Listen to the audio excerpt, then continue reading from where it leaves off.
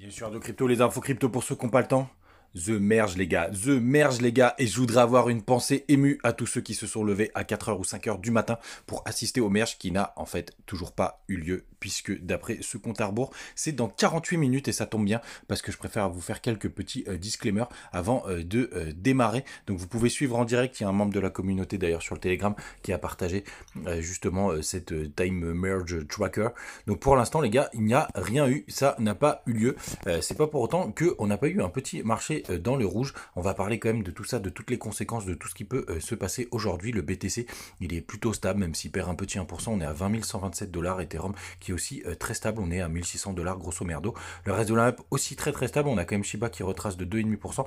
Avax qui perd 2%. Léo qui prend 5,3%. Et on a Atom aussi qui corrige de 5,2%. Comme Nier qui prend aussi 3%. Les gars, donc The Merge, il ne s'est rien passé pour le moment. Alors, je vais quand même vous donner mon avis sur tout ça. C'est que je me dis tout simplement le Sell the News. J'y crois pas trop finalement parce qu'il n'y a rien à vendre en fait. Il n'y a rien à vendre. Peut-être qu'il va juste rien se passer.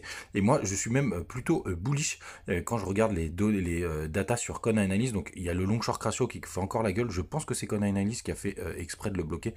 C'est tellement un indicateur pertinent ou alors c'est les exchanges qui l'ont bloqué. Donc là je suis sur les datas d'Ethereum.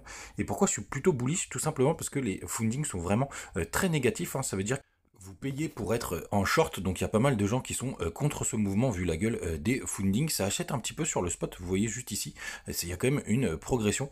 Et donc les open interest quand même, c'est plutôt enfin c'est compliqué à voir sans ce long short ratio, mais il semblerait que ce soit plutôt des gens qui shortent ce marché. Donc pour le coup, ce serait quand même une bonne raison de faire un joli short squeeze pour tous ceux qui se sont positionnés contre la sortie d'Ethereum. Donc les gars, grande vigilance. Moi tout simplement, j'ai justement pris un long hier, mais vu que je suis allé me coucher, j'aime pas laisser tourner des trades sans pouvoir les surveiller, ou en tout cas comme l'huile sur le feu, ou le lait sur le feu d'ailleurs plutôt.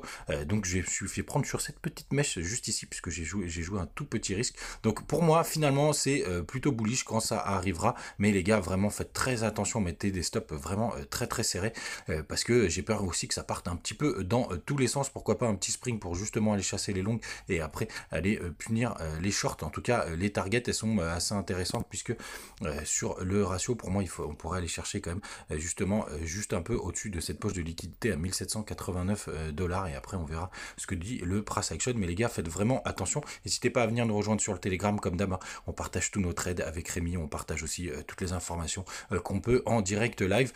Du côté du BTC, bah, pas grand chose de nouveau, hein, les gars. On est à 20 100 $. On est en train de stagner sur une zone de rechargement de longue, mais ça peut vraiment partir dans tous les sens. Vraiment pas grand chose à raconter ce matin sur ce sujet là, puisqu'on attend, on a quand même tous les yeux qui sont rivés vers The Merge. On va quand même aller regarder sur les plus petites time frames ce que ça donne le BTC.